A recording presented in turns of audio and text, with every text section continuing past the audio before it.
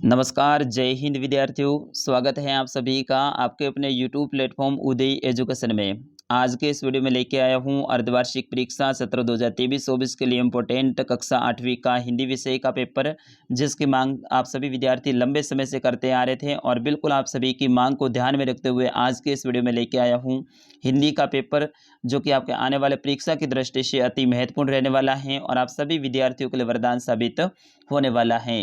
तो आपसे निवेदन रहेगा, वीडियो को अंत तक देखिएगा, वीडियो को लाइक और चैनल को सब्सक्राइब जरूर कर दीजिएगा। साथ ही आपके मित्रों को भी इस वीडियो को शेयर कीजिएगा ताकि उनको भी फायदा हो सके। अपन चलते हैं पहले प्रश्न की ओर। पहला प्रश्न है, कविता ध्वनि में किस ऋतु का वर्णन है? सर्दी, गर्मी, वर्षा, वसंत। तो विद्यार्थियों आप कमेंट करके जरूर बताइएगा इसका आंसर। अगला प्रश्न है प्रश्न संख्या 2, कवित्री के अनुसार यह समय कैसा है? सबसे कठिन समय, सबसे कठिन समय नहीं, आराम का समय, थोड़ा कठिन समय। तो कवित्री के अनुसार ये समय है वो सबसे कठिन समय है, यानी ऑप्शन नंबर अ रहेगा इसका सही आंसर। तो पहले का आप जरूर आंसर बताइएगा कमेंट करके। अगला प्रश्न है, लेखक बदलू को कहा करता था? बदलू मामा, बदलू चाचा, बदलू काका, बदलू नाना। तो विद्यार्थियों इसका सही आंसर है, लेखक बदलू को बदलू काका कहा करता था। ऑप्शन नंबर श रहेगा इसका सही आंसर। क्यों कहता था? क्योंकि गांव के सभी बच्चे हैं वो भी उनको बदलू काका कहते थे, इसीलिए लेखक भी उनको बदलू काका कहते थे। वैसे रिश्ते में तो वो मामा लगते थे, लेकिन कहते थे बदलू काका। अगला प्रश्न है, वी उपसर्ग से बनने वाला शब्द है? कमजोर, बेकार, विशेष, उपदेश। तो वी उपसर्ग से बनने वाला शब्द है वो विशेष है, यानी ऑप्शन नंबर ग रहेगा इसका सही आंसर, विशेष। अगला प्रश्न है, किस शब्द में ई प्रत्यय जुड़ा है? यानी ऐसा कौन सा प्रत्यय शब्द है जिसमें ई प्रत्यय जुड़ा हुआ है? प्रत्यय का मतलब है जो कि शब्द के बाद में लगता है। मोरनी, देवी, नदी, बुराई। तो इसमें से कौन सा होगा आप जरूर मुझे कमेंट करके बताइएगा।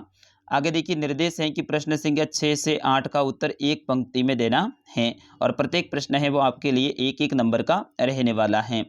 तो किन परिवारों के बच्चे काम नहीं करते हैं? जरूर बताएं आप कमेंट करके। अगला है, दीवानों की हस्ती कविता में ऐसी कौन सी बात है जो आपको सबसे अच्छी लगी? ऐसा ही पेपर आने वाला है आपके। अगला है, एकाएक बस रुक जाने का क्या कारण था? प्रश्न संख्या 9 है, निम्नलिखित शब्दों को बहुवचन लिखिए। रात का बहुवचन लिखना है तो रातें, बात का बहुवचन लिखना है बातें, नदी का बहुवचन लिखना है नदियाँ और लड़का का बहुवचन लिखना है लड़के, लड़के। इस तरह से आपको इनके बहुवचन लिखने हैं। अगला प्रश्न है प्रश्न संख्या 10, निम्नलिखित शब्दों के दो दो पर्यायवाची शब्द लिखिए। बादल का घन, मेघ, ठीक है, और आकाश का अंबर, गगन। इस तरह से आपको दो दो पर्यायवाची शब्द लिखना है। अगला प्रश्न है प्रश्न संख्या 11, इनके उत्तर हैं आपको 50 शब्दों में देने हैं। प्रत्येक प्रश्न है आपके 3-3 नंबर का रहने वाला है। तो इसमें देखिए, कबीर ने मनुष्य को अहंकार छोड़ने का संदेश क्यों दिया है? आप जरूर कमेंट करके बताइएगा इसका उत्तर। अगला है, सिनेमा ने बोलना सिखा का क्या अभिप्राय है? प्रश्न संख्या 13 है, पत्र धरोहर हो सकते हैं लेकिन एसएमएस क्यों नहीं? तर्क सहित अपने विचार लिखिए। और प्रश्न संख्या 14 है, निम्नलिखित में से किसी एक पद्यांश की सप्रसंग व्याख्या कीजिए। यानी यहाँ पे पद्यांश दे रखे हैं, इनमें से सप्रसंग व्याख्या करनी है। पद्यांश कौन सा है? नहीं, ये सबसे कठिन समय नहीं, अभी भी दबा है चिड़िया की सोच में तिनका, और वह उड़ने की तैयारी में है। या फिर ये नहीं तो दूसरा अथवा मिल जाएगा, जाति न पूछो साध की पूछ लीजिए ज्ञान, मोल करो तलवार का पढ़ा रहने दो म्यान, जग में बेरी कोई नहीं जो मन शीतल होए, या आपा को डारी दे दया करे सब कोई। तो इससे इनकी जो व्याख्या करनी है किस पाठ से लिया गया है इनके बारे में लिखना है। प्रश्न संख्या 15 है, निम्नलिखित गद्यांश को ध्यानपूर्वक पढ़कर पूछे गए प्रश्नों के उत्तर दीजिए। तो गद्यांश को ध्यानपूर्वक पढ़ना है, फिर उसके बाद में आपको उत्तर देना है। गद्यांश है, बदलू ये कार्य सदा ही एक मचिए पर बैठकर किया करता था जो बहुत ही पुरानी थी, बगल में ही उनका हुक्का रहता था जिसे वह बीच बीच में पीता रहता। गांव में मेरा दोपहर का समय अधिकतर बदलू के पास ही बीतता। वह मुझे लता कहा करता और मेरे पूछते ही मेरे लिए तुरंत एक मसीहा मंगवा देता। मैं घंटों बैठे बैठे उसे इस प्रकार चूड़ियाँ बनाते देखता रहता।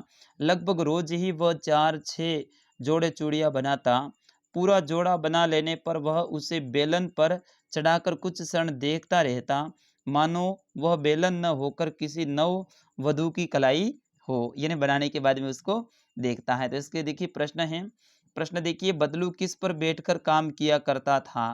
तो यहाँ पे देखो इसका उत्तर सही है कि बदलू एक मछिए पर बैठकर, यानी माछा होता है ना खाट, उसके ऊपर बैठकर काम करता था।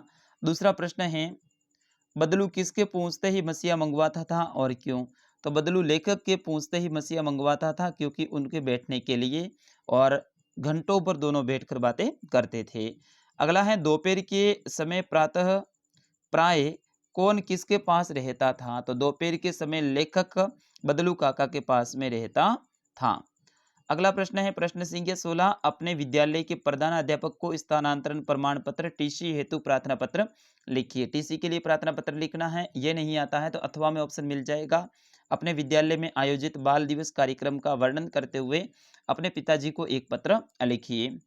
प्रश्न संख्या 17 है, निम्न में से किसी एक विषय पर निबंध लिखना है लगभग 250 शब्दों में, और ये प्रश्न है आपके 6 नंबर का रहेगा। तो मेरा विद्यालय, दीपावली, पर्यावरण प्रदूषण, इन्हीं में से किसी एक के ऊपर आपको निबंध लिखना है।